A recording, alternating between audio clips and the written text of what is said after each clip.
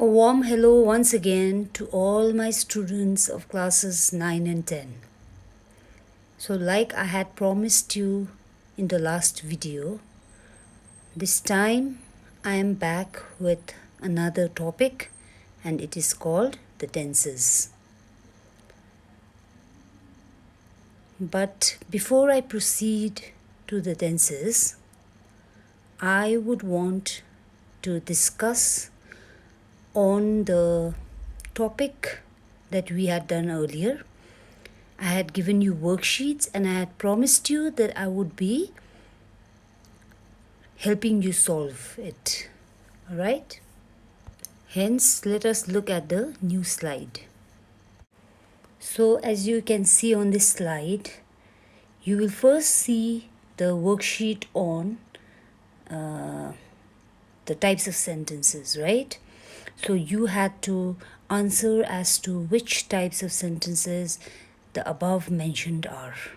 So the first is interrogative, second declarative, third declarative, fourth interrogative, fifth exclamatory, sixth declarative, seventh imperative, eighth imperative. Now why so? I had already mentioned to you that a sentence ending with a question mark means it is an interrogative sentence. What is your favorite game? So that's asking a question. Declarative sentence, on the other hand, is a sentence whereby a person states something, declares, alright? So my favorite game is hide and seek. So exclamatory, on the other hand, is a sentence whereby it either ends with an exclamation mark or a full stop.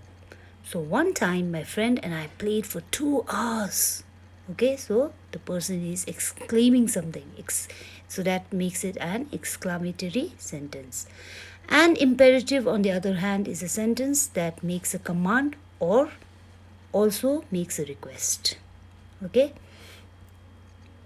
So the last two sentences shows us two types of imperative sentence. If you are to look at question number 7, it says, please pass me the sugar. So somebody is requesting someone to, or somebody is requesting the other person to pass him or her the sugar. While the last sentence is an order. Leave the room right away.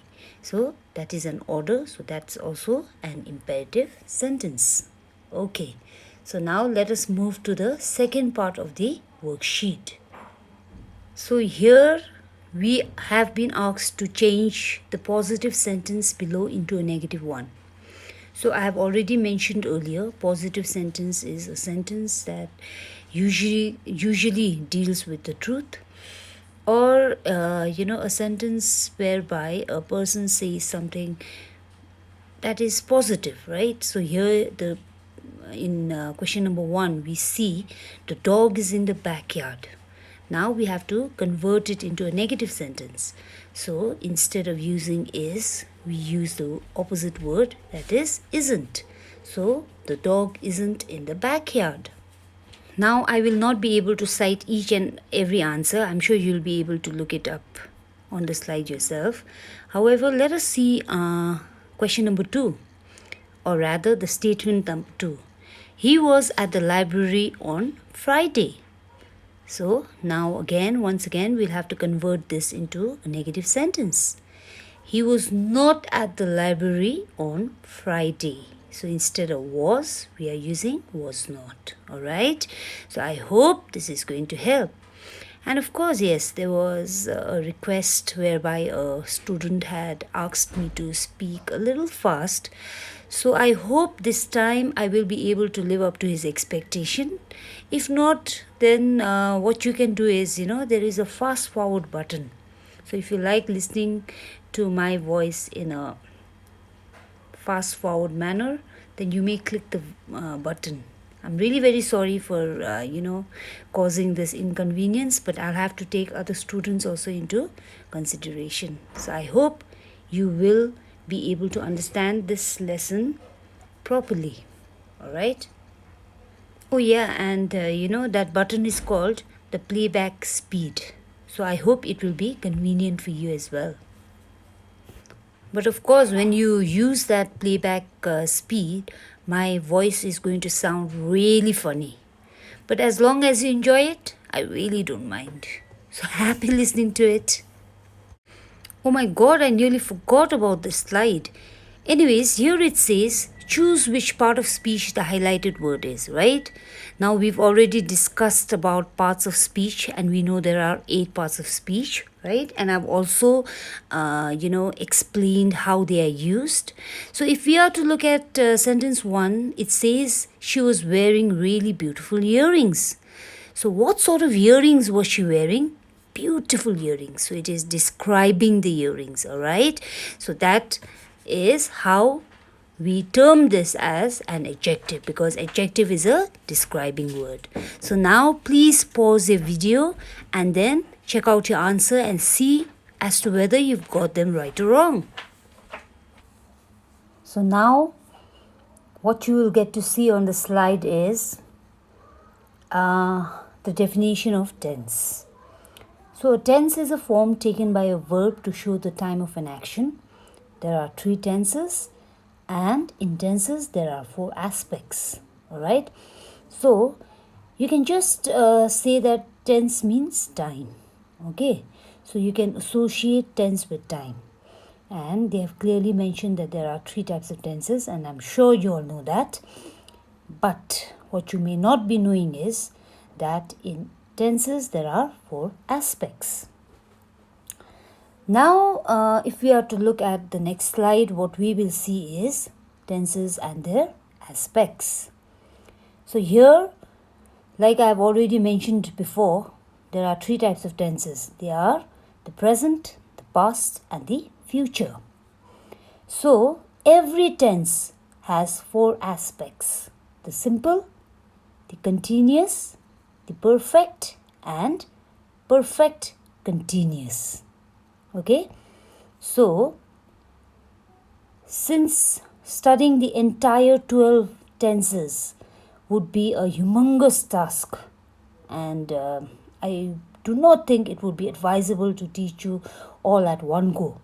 So what I've done today is I will be focusing only on the present tense, and of course I will be covering the present simple, the present continuous, the present perfect, and the present perfect continuous. Okay? But again, before we actually, take the tense into consideration, we have to ensure that we know a few other things like the helping verbs. Now we know that a verb is an action word, right? So words that add meaning to verbs and which come before the main verb are called helping verbs. All right. So helping verbs. Now why is helping verbs important? Well, helping verbs have no meaning on their own and are necessary for the grammatical structure of a sentence. Now what are helping verbs? Is, am, are, was, were, being, been, etc. are all helping verbs. I've cited all the helping verbs above, so you need to pause and write it down. All right. Now, helping verbs are also of 2 kinds. One is the auxiliary, the other is modal verbs. So I have cited 2 examples of helping verbs and have also, mentioned the main verb so that you will be able to differentiate between a helping verb and the main verb. For example, I am making a card for my mother. So I am making a card for my mother, right? So making is a verb, right? That is the main verb. So I am using the word am. Okay, I've already mentioned above that am is also a helping verb. So I am making a card for my mother. Now I've already told you helping verb is always to be written before the main verb. Okay, so what am I doing? I am making a card. They have decorated the room. Okay, so what have they done? They have decorated the room. So here we are using the helping verb called have. So I hope that is clear. So now in the next slide, what we get to see is the three types of sentences. And I've done this deliberately so that you will be able to remember it, all right? So we know that there are three types of sentences, and they are the present, the past, and the future. So the present tense talks about, when an action is taking place right now. It talks about the verb, okay? So for example, Anusha wants to sing. She wants to sing right now. I am going to town, okay? So I am going. At present, what am I doing? I'm going to town. So the past tense, on the other hand, is when a verb is used to show that an action was completed. It is known as a past tense. For example, I ate an apple. It's already done, okay? The process of eating is over. She went to Darjeeling. So she's already gone. Then we talk about the future tense. Now, future tense is when we are talking about a time that is going to happen. So when a verb is used to show that an action will take place in future, it is called the future tense. I will be attending the rock show tomorrow. So I am already explaining to you that tomorrow I will be attending the rock show. So that is the three types of tenses for you. So I hope the three tenses are clearer now. So since there are three tenses and four aspects or subtenses, namely I've already told you, simple, continuous, perfect and perfect continuous, we will have to learn 12 tenses. That's right, it's 12 tenses. So in order to simplify things, we will focus on the first tense. Okay, that is the present tense. And we know that present tense is used for actions which are happening now. For example, Garima is reading a book. Neri is eating a burger. So when we, when somebody says that to us, we automatically come to know that this is what Garima is doing at the moment. All right, and this is what Neri is doing at the moment. Okay, so I hope the present tense in its most simplest form is clearer now. So now while we study about tenses, we also have to have an idea about singular and plural. So singular means one and plural means more than one, all right? Then also, of course, you also need to know about personal pronoun in first person, in second person, and in third person. Okay, that is the subject that we are talking about. For example, when we are talking about a singular first person, we either say I, okay, because I refers to one person. And when we are talking about a group of people, then we say we, okay, that's in first person. Now, second person is, when we talk of somebody else. So in singular, we say you. And in plural also, we refer to it as you, okay. Now, third person, when we talk about somebody in their absence, okay.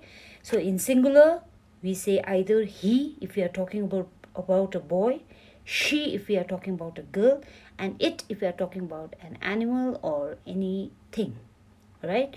And when we are talking of plural, we refer to them as they. Okay, so please remember this. So I know that when there is so much to learn, it may look tasking or impossible, but please remember there is nothing like impossible, because if you take time, if you give yourself time and have the patience, then I assure you that you will be able to grasp it all. So please replay the video, or at least listen to the audio, okay, even if you don't watch it, at least listen to it, and I guarantee you that you'll be able to grasp it all. Okay, so now let us go to the next slide and talk about the subject. So subject is where, what we are talking of or whom we are talking of, right? So the subject can be I, we, you, they, he, she, it, right? Then we make use of the helping verb, okay? So I do, we do, you do, they do, okay? Suppose, for example, I've mentioned the word do here. Or if we are talking of a group, then we also say he does, she does, and it does. And of course, we have to make use of the main verb. Okay, so main verb is verb used in the base or V1 verb. All right, there's nothing to get confused about. As you proceed to the next slides, you will understand. All right, now the question is, when is simple tense used? So this is very important. You will have to write it down. All right. So simple tense is used to express habits, general truth, repeated action or unchanging situation, something that's going to happen continuously and something that is never going to change. Or when you instruct or give directions, and sometimes when you also use it for fixed arrangements and with future constructions. Now chill, you need not worry because I've also cited examples. All right, so for example, if you are to look at habit, we know that she has the habit of watching TV, so you can say she only watches TV. Now when we are talking about general truth, that is something that cannot change, it is fact. All right, so water freezes at 0 degrees. This is the general truth, it is a known fact all over the world. All right, then repeated action. They drive to Siliguri every winter. This is what they do every winter. So this has been repeating. All right. Then when we are giving instructions or directions, open the packet and pour the contents into hot water when you are teaching someone how to cook. All right. So you are instructing or directing them how to go about.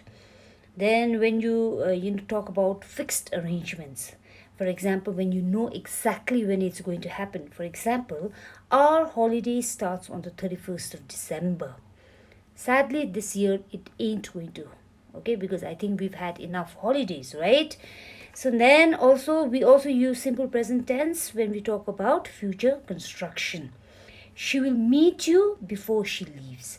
So when you are giving somebody, when you're telling somebody that this is going to happen in future, so you're telling somebody that she will meet you before she leaves. So I hope that was clear to you all. So in this slide, what you get to see is the various verb form in simple tense. So we use the simple form of the verb with the pronouns I, we, you and they. Example, I write well. We dance in groups. You swim every day. They play the guitar. So we are using the verb with the pronouns I, we, you and they. All right. Then we use the S form of verb with singular noun and pronoun he, she and it. Example, she speaks softly. So we are just adding the word S. Okay, speak. So we say she speaks. He walks very slowly. We add an ES to verbs that end with CH, SH, X and O when used with singular noun and the pronouns he, she and it. Alright. For example, she reaches her office before time. And our sleep relaxes my muscles. Alright. So here they've shown us how to use the verbs. Okay, we drop the Y from the verbs that end with Y and add an IES, and when we use them, then we use them with singular nouns and the pronouns he, she and it. For example, the baby cries when he is hungry. So instead of CRY, we remove the Y and add IES. So cries. Okay. He carries all his books to school. So carry, CARRY. Okay, we delete the Y and add IES. Okay, then in the end we have for some verbs that end in Y but have a vowel before them, we add an S when we use them with singular nouns and pronouns he, she and it. For example, Pema obey his parents and teachers. Okay, so it ends with Y, obey. Okay, but before Y we have a vowel. We know the vowels are A, E, I, O, U, right? So there is E before Y. So we delete the Y as in we add s, sorry. We don't delete y, instead we add s. So Pema obeys his parents and teachers. He pray in the evening, okay? So we just add s. He prays in the evening. That was easy, wasn't it? Anyways, now what I have done for you is given you an assignment, alright? So what you have to do here is you will have to fill in the blanks with simple present tense form of the verb given in the bracket. For example, father go to office every day. Now you have to consider all the rules that I have mentioned before and then do your assignment accordingly. So that was the simple present tense form, and I am sure that you've been able to grasp it well. Okay, so before we get started with the next tense, it is always good to know how to conjugate the verb to be. Okay, now what is conjugate?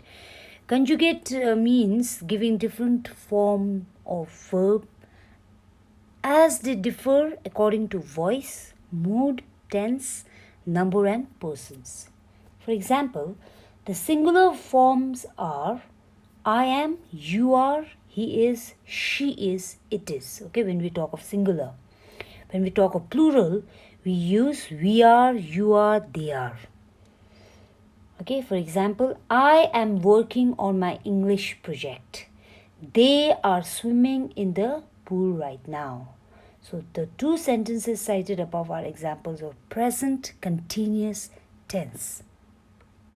So now we will be focusing on the second aspect, that is the present continuous tense. But before we do that, let us understand what is present continuous tense.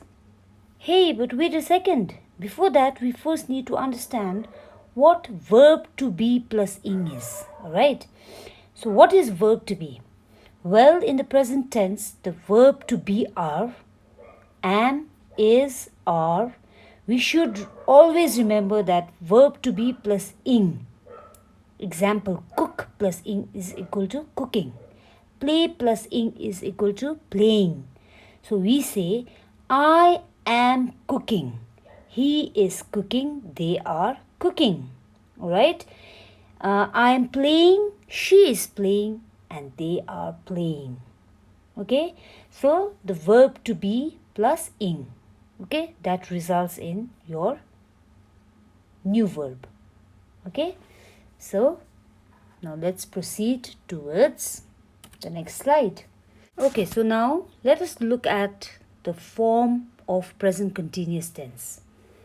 Now there are three types, okay? One is affirmative, the other is negative, and the third is interrogative. Affirmative sentence, if you remember. Okay, so affirmative sentence. So we use am, is, or are plus verb in the ing form. So she is cooking, right? They are cooking, I am cooking. Now negative. Negative is, I've already mentioned again, negative means something where we use some negative words like am not, are not, is not, isn't, weren't. Okay, so for example, am, when we are to write a negative sentence, we have to use in this form. So there has to be am, or, is, or are plus not plus verb in the ing form. Okay, so she is not cooking. Now interrogative is when you ask a question. So whenever you are asking a question, this is how it has to be formed. So there has to be am, or, is, or are plus subject plus verb in the ing form. Okay, is she cooking? So we are using is, or are they cooking? Am I cooking? Alright, so this is how you have to remember the form while talking about a present continuous tense. Whenever you are citing an example of a present continuous tense, if it is affirmative, how we are to structure the sentence, negative and interrogative. Accordingly, you'll have to structure the sentence, all right? And they've already given you how to go about. So please pause, write it down, and try to understand. But now the question is, when do we use the present continuous tense? So present continuous tense is also known as present progressive tense, all right? So we use this tense when we, want to show an action that an action will or will not take place in the near future. For example, she is not going to the game tonight. He is meeting his friends after school. So whenever we want to show an action that will or will not take place in the future, we use this present continuous or present progressive tense.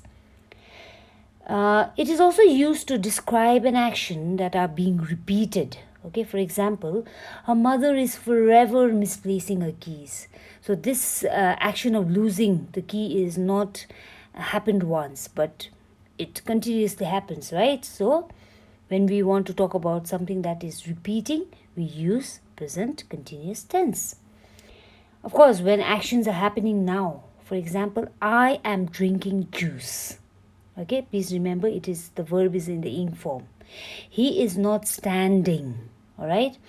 Then we also use this tense when we, want to talk of temporary activities. For example, Bina is learning to play the piano. So we are not sure whether she's going to play the piano for the rest of her life, all right? He's studying a new language at the moment. He's not going to study it forever, right? When we talk of actions that are happening now and when we are talking of temporary actions, we use the present continuous or present progressive. Of course, we also use this tense when we are talking about the changes that are taking place right now. For example, the price of gold is increasing rapidly. All right? So, this is a verb tense which is used to show that an ongoing action is happening now, either at the moment of speech or now in a larger sense.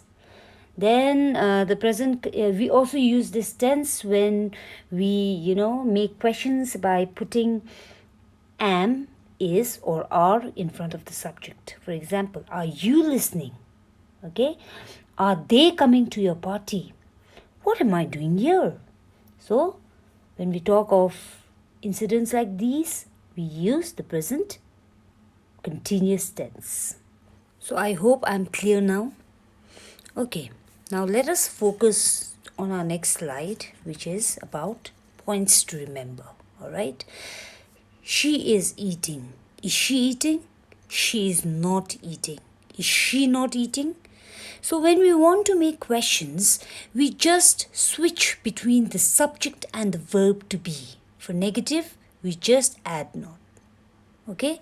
For example, she is not eating. Now that's a negative sentence, right? So whenever we want to convert it into an interrogative sentence, we just switch the subject and the verb to be. For example, she is not eating. So instead of she, we put is before she. So is she not eating? All right. So it's as simple as that. So now in order to test our level of understanding, let's try to solve this worksheet. All right. So it says fill in the blanks with the present continuous tense. I want you all to pause the video, write it down and try it on your own. Please. That is the only way whereby you can help yourself understand grammar clearly and, try to inculcate the habit while speaking, writing, whatsoever. Okay, so please pause the video and try to do it on your own. So now we come to the third aspect, that is the present perfect tense. Now they say that, this is the most advanced tense of all. And by learning how to use this tense, you will be able to speak and write at a much higher level in English. So please focus, okay? So what this tense basically does is it tries to connect the past with the present. It shows us that an action in the past has a result or an effect in the future. For example, I have lost my ring. This means that you lost your ring sometime in the past. We don't know when, but that doesn't really matter. What matters is the result, which is I don't have the ring now. So this tense allows you to take something from your past and bring it to the present and make it true now. All right? So now let us look at the form, how to write it. So if we are to talk of a formative sentence, then we should always remember first the subject plus have or has, depending on the sentence of course, plus past participle. So for example, I have tried kimchi before. Now if we are talking about negative, we use the subject first plus have or has plus not plus past participle. I have not tried kimchi before. Alright? And if it is a question, interrogative sentence, then of course we first have to make use of have or has plus the subject and the past participle. Have you tried kimchi before? Okay, so past participle is, it's very easy. You do not have to feel scared about it. It is simply, verb that tells us about an action that have taken place in the past. Okay, the ed form of the verb, when used with has or have, is called past participle. For example, work equals to worked. I worked yesterday. Okay, open and opened, wag and wagged. The dog wagged its tail when it saw its master. Okay, so again let me tell you the verbs that tell us about actions that have happened in the past. Okay, or you can also say the ed form of the verb when used with has or have is called past participle. All right. Okay, so when do we use the present perfect tense? So we use the present perfect in these situations. We use it to talk about an action performed during a period that has not yet finished. For example, she has been to the cinema twice this week, and the week isn't over yet. Alright, so in this week alone, she's been to the cinema twice. We can use it to talk about the past for a finished action using the present perfect. For example, I have finished my home assignment. Okay, I have had my dinner. I have already read that book. So we've finished that action, right? So when we talk about an action that's over, we use the present perfect tense. Then we also use it sometimes when we talk about actions that have started in the past and is still not yet finished. For example, I have worked here for 7 years and I'm still working. Okay, I've lived here since 2003 and I'm still living here. When we want to talk about something that has happened in the recent past, for example, I've just eaten lunch, I've just sent the mail. So you've just, finished that action. Okay, it was done just recently. When we talk of things that happen often or when the things get repeated, we use this tense. For example, I have shopped here for many years and you are still doing it, and I'm sure in future also you'll be doing it. All right, so this has been happening again and again. And of course, when we talk about an action when the time is not important, example, he has read War and Peace. It is not important when he read it. Okay, the only important information we want to know is whether he's read it or not, and he's done that. So result of his reading is not the result of his reading is important and not the time. Okay, so now we need to understand what regular and irregular verbs are. All right, so a regular verb, a verb that describes an action or a state of being.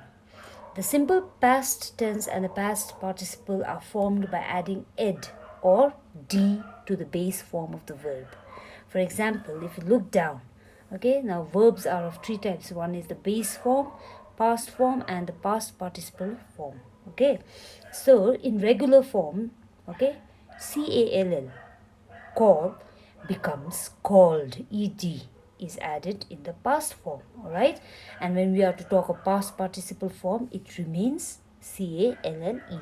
Okay, so past form and past participle form, it remains the same. Now, what is irregular verbs? A verb whose conjugation follows a different pattern, so there is no fixed pattern. Now, I have already mentioned earlier that conjugation means giving different forms of verb as they differ according to their voice, their mood, the tense, the number, and person. Yes, that's right.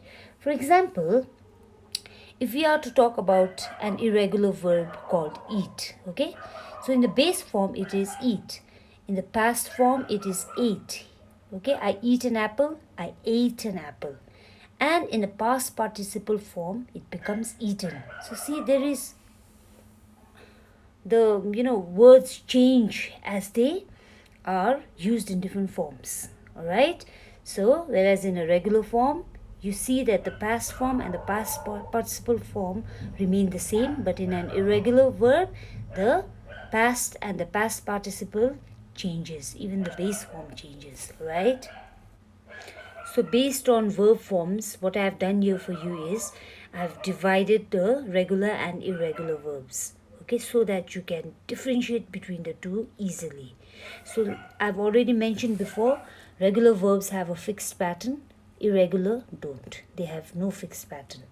Then in regular verbs, we find the verbs base form plus D or ED or IED. Whereas in irregular verbs, it cannot be formed by adding fixed characters. Okay, it will change. Okay, it depends. Now let us look at the examples of regular verbs by adding the word D. So the base for verb is arrive. So when we add D, in the past it becomes ed, arrived, and past participle also becomes arrived. So call, okay, call is the base verb. When we add ed, in the past it becomes called, and in the past participle it remains called. Study, okay, the word ends with y, so instead of y we add the word ied. All right, so it becomes studied. Now if we are to look at the irregular verb, what we will see is all three verbs are the same. For example, the base hit becomes past, in the past also it remains hit, and in the past participle also it remains hit. Sometimes what happens is, we get to see the same past and the past participle. For example, come becomes came, and it remains came in the past participle too. Likewise, sometimes what happens is all the three verbs are different. In the base, if it is draw, in the past it becomes drew, and in the past participle it becomes drawn. So this is how you can differentiate between these two types of verb. Okay, so now I would like to focus on the form. Okay, so regular verb form. So subject plus have or has plus past participle. For example, if we are talking about a positive sentence, then we use pronouns like I, you, we, and they. For example, I have worked, you have worked, we have worked, and they have worked. Okay? But if you have to look at the negative format, then it becomes I haven't worked, or you haven't worked, we haven't worked, or they haven't worked. All right. It also becomes I have not worked, they have not worked, you have not worked. All right. Or we have not worked. And when you are asking someone a question, then of course we add the word have. Okay. Have I worked? Have you worked? Have we worked? Or have they worked? All right. So that is a positive sentence. Of course, positive sentence, negative sentence, and the interrogative sentence. All right. So likewise, he has worked, she has worked, and it has worked. And in negative it becomes he hasn't worked, she has not worked, or he has not worked, or it has not worked. All right. And if you have to ask a question, then it becomes has she worked, has he worked, or has it worked. So this is how we frame a sentence. I hope the examples for regular verb form has been understood or is clear now, right? So now let us go to the irregular verb form. how to frame sentences when we are talking of irregular verb forms. So first we have to mention the subject plus have or has plus past participle. For example, if we are talking about a positive sentence, we use the pronoun I, you, we, they. I have gone, you have gone, we have gone, they have gone. Now, when we are talking of something that's negative, I haven't gone, I have not gone, you haven't gone, you have not gone, etc. And when we are framing a question, have I gone? Have you gone? Have we gone? Have they gone? Alright? So likewise, if you have to talk of has gone, okay, if you have to use the has verb form, then this is how we use. He has gone, she has gone, if we are talking of a positive sentence. If we are referring to a negative sentence, then it becomes he hasn't, she has not, he has not. And if we are to talk of interrogative or questions, sentences that relate to a question, then we write has she gone, has he gone, or has it gone, right? So I hope this is also clear now.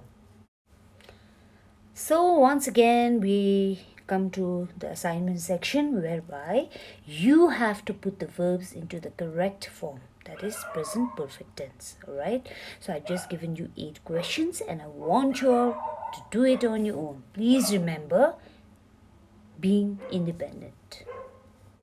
Please accept my apologies for the noise at the background. It's the street dogs, and I really can't blame them either, because it's already 1:07 in the morning. So I hope you'll understand and just ignore the sound. And with this we come to the last aspect of the present tense, that is the present perfect continuous.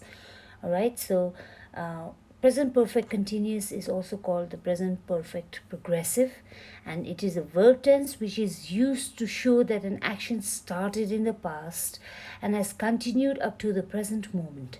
The present perfect continuous usually emphasizes duration or the amount of time that an action has been taking place. For example, they have been learning music for 2 years. He has been living in Siliguri since 1993. Okay, so here too we have to consider the form of present perfect continuous. So whenever we are talking of an affirmative sentence, please remember the subject plus have or has plus the present participle. For example, they have been learning English for 2 years. When we are talking of negative sentences, then do remember subject plus have or has plus not plus been plus present participle. They have not been learning English for years. Okay, and the third part is the interrogative, have or has plus subject plus been plus present participle. Have they been learning English for years? And with the form comes the major question, that is, when do we use this tense? So we use it for something that has started in the past and is still continues now. Alright, so we have been working on these projects for 6 months. Okay, we can also use the present perfect continuous tense to talk about something that started in the past and it just finished. Alright, and we can also use these tense or this tense with a lot of common expressions. For example, it has been raining all day. She has been studying for 3 hours. Alright, so this is when we use it. And now we come to the assignment section. So now we come to the assignment section and I want you all to do it on your own. I know that I've been continuously saying it, but I hope you live up to my expectations. Alright, so now please do this on your own. Please pause the video, copy it down, and yes, do it on your own. And with this, we come to an end of the lesson present tense along with its 4 aspects. I will see you soon with our second topic, the past tense, in our next class. Thank you and take care.